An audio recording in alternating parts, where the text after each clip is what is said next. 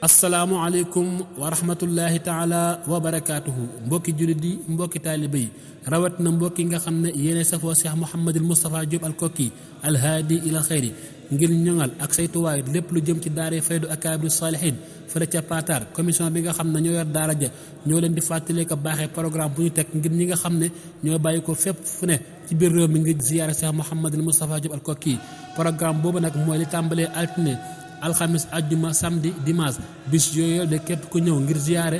danga gis sëriñ bi waaye nag lu mel ne mardi ak mercredi maanaam talaata ak àllarba képp koo xamante ni nag ñëw na nga xam ne bis yooyu di bisu ziyaara bu dee nag li nga xam ne mooy waxtu yi nga xam ne moom lañ jàpp